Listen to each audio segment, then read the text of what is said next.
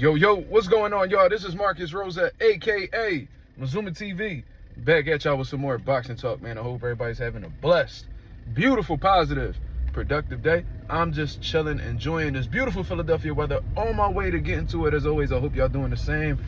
I'm back at y'all with the boxing talk.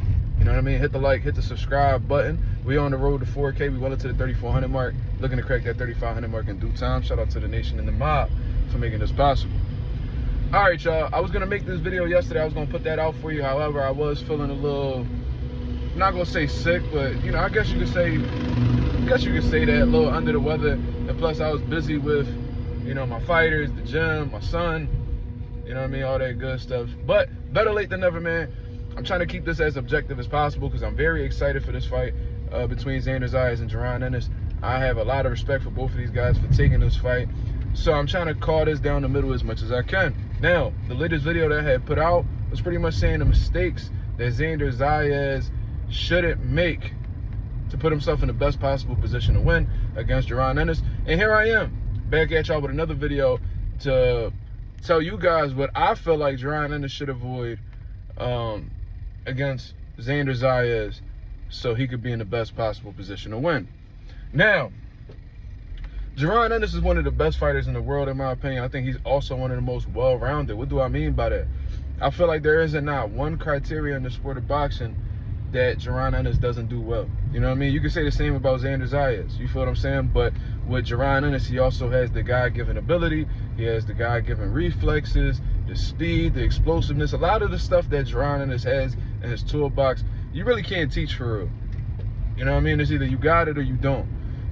That's just my personal opinion. There's some things that you could develop throughout time, but the things that Boots is blessed with, you know what I mean, it's very rare. And that's why a lot of people call him a generational talent, right? Cool. Now, there is some things that I feel like Jaron Ennis should utilize more rather than his God-given abilities. Of course, I would never tell that man to not use his God-given abilities. That's going to happen. However, I do think that discipline and composure, following through with whatever game plan him and Bozy Ennis and his team put together, I feel like that's going to be very important in the lead up to this, in order for him to get this clean, sound victory against Xander Zayas. What do I mean? In previous fights, Jaron Ennis has always had a relatively easy time, you know, with his opponents, and I think that's why Xander Zayas says, oh, he's never had to make an adjustment. You know, I'm gonna make him feel uncomfortable because in this fight, we may see for the first time Boots having to make adjustments, just based off of, you know, how well conditioned Xander Zayas is, you know, how he likes to punch and move, and how he's in shape to move, punch. You know, overall, it's gonna be a difficult task for Boots to overcome. Now, what we don't want to see Boots do is like, you know, the previous fights with Karen Chukazan. And I'm not one of those guys who criticizes him for that performance, because at the end of the day, he clearly won both of those fights. Like, it wasn't even, you know, disputable or whatever you want to call it. However, in that fight with Karen, you could see Boots show signs of frustration. You could see him pretty much not necessarily getting emotional, but pretty much losing his composure in a sense. And, you know, just getting into like this autopilot mode where he's just looking for one big shot to get the job done, or, you know, not really setting up his shots. You know what I'm saying? And Boots has had his reasons for why he approached it the way he did. He just felt like that wasn't the fight that he wanted. It was hard for him to get up for the fight, whatever the case is. And I think that all fighters get to that point in their career when they're really eager to get like a top level fight, you know, a fight that the whole boxing world is buzzing about. And then when you have to actually fight this dude, you know, because of a mandatory, even though you don't want to fight him, that, you know, for you to keep your world title, you have to face him. You know what I mean? Look, it is what it is. Like, sometimes you have to do what you don't want to do to eventually do what you want to do, right? Cool. But with Xander Zayas in particular, Xander Zayas specifically, you do not want to lose focus. You know what I mean? You don't want to get frustrated. You know, composure and discipline is going to be a vital key for Jaron Ennis to come out on top in this fight, man. like for example, in my opinion, I think Jaron Ennis has one of the best jabs in the sport of boxing. However, he doesn't use it as much as the elite jabbers do in the sport of boxing, whether we're talking about, Devin Haney, Ben Rodriguez, Shakur Stevenson, Richardson Hitchens. You know what I'm saying? Like, Boots, in my opinion, has the jab to a level of those guys. He just doesn't use it as much.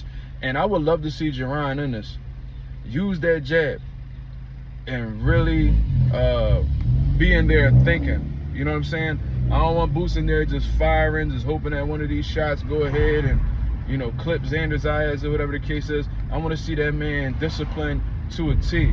Defensively, offensively, you know what I'm saying? Seeing the openings that Xander Zayas leaves for him to exploit and going ahead and pulling the trigger. Even when he has Xander hurt, we still keep that composure. We break him down systematically and we get him up out of there. I think the adjustment that Boots has to make is not from, a skill set standpoint or anything like that. Because like I said, I feel like Jaron Ennis is very well-rounded. And when he wants to, he can hop into the counter-punching bag. You know what I'm saying? The outboxer bag.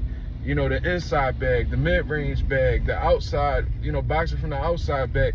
I think Boots could tap into any of those bags easily and be elite in that category, you know what I'm saying, and have success in accordance to the opponent, whoever the opponent is. You feel what I'm saying? I don't think it's a physical adjustment that needs to be made. I don't think it's a skill set adjustment that needs to be made. You know what I'm saying? With Xander, I was saying that a skill set adjustment has to be made. You feel what I'm saying? With this one right here, I need to see a shift in Jaron Ennis's focus. You know what I'm saying? Because there's going to be moments where Xander might have some success with punching and turning with Boots. We can't see Boots get frustrated, you know what I'm saying, and then just throwing all big shots without setting them up because, Xander Zayas, he already has this preconceived notion for whatever reason that you can't deal with movers, that you can't deal with boxers. I know that's something that Jaron Ennis hears as well, and he's looking to silence the doubters. Great mentality to have. But in the course of attempting to prove these people wrong, you have to have a certain mindset, man. You have to stay calm, you have to stay relaxed, keep believing in your jab, and let the offense come to you. You know what I'm saying? Not throwing all these punches and they're all big shots. You telegraphing them. Xander Zayas sees them. He gets out of the way of them. And then he's peppering you with, his fundamental combinations that he throws. That's not what we really want to see out of Jaron Ennis if we want to see him come out successful. So, I think composure is definitely going to play a big role in Boots coming out successful. I think elite jab that I know that he has to be on full display. You know what I'm saying? Because if you have an elite jab in front of Xander Zayas, how is he going to establish his offense? Xander is one of those guys who's used to being first, outworking his opponents and things of that nature. If Boots is giving him that fast, elite level jab that I know that he has, it's gonna make Xander think twice before he just jumps in there with a combination. You know what I'm saying? And if you're able to take Xander Zayas' volume away, in my opinion, you got half of the job done, because I think that's one of Xander's most dangerous assets, is that this kid don't stop punching and he's busy the entire course of the fight. You know what I'm saying? I was watching film on Xander and it was very rare if he threw one punch. You can't say that about a lot of guys. A lot of these guys are economic. A lot of these guys will throw one jab at a time, move around, you know what I mean, and don't start getting cooked up until, the mid to late rounds. Xander Zayas ain't one of them dudes, man. You know what I'm saying? He probably warms up in the locker room really well, and then he comes out there and he's just firing on all cylinders, and you have to keep up with that. You know what I'm saying? So I want to see Jaron Ennis make a shift from a mental aspect, man. I want him to stay focused, maintain that composure, keep that elite jab on him, and let the offense come to him. Because with the God-gifted abilities that Jaron Ennis has, if he stays focused and he locks in on outskilling this man, just being sharp, both offensively and defensively, and not giving Xander any moments, I think it's only a matter of time before we see him get the stoppage. You know what I mean? But I think that Boots understands the magnitude of this fight. I think he understands that this is a big deal. And this fight right here would ultimately make him a star in the sport of boxing, in my opinion. So I'm under the impression that he will have that shifter mentality, and that he'll do what he knows the adjustments he needs to make in order to come out successful. And I think he's going to have a dominant performance and ultimately defeat, you know, Xander Zayas. So, y'all let me know what y'all think about this. What do you think Boots has to do in order to come out successful in this fight? There's so many different things we could say, in all honesty. You know what I mean? But this is just my opinion. I don't think it's a skill set thing. I don't think it's necessarily, you know, a physical thing that he has to do, like get in better shape. No, I think that he just has to take this shit serious. And he's real big on having fun. I understand that. We should all want to have fun in whatever it is that we love to do. But there is times where, you know, in certain situations, you got to put your head down and get to work. Pause. You see what I'm saying? But let me know what y'all think about this. This is Marcus Rosa, aka Mazuma TV. Y'all hit the like, y'all hit the subscribe button. I'll be back at y'all with a live later on tonight to discuss what's currently going on in the sport of boxing. Until then, I hope you guys have a blessed, beautiful one. I'm up out of here, man. Peace.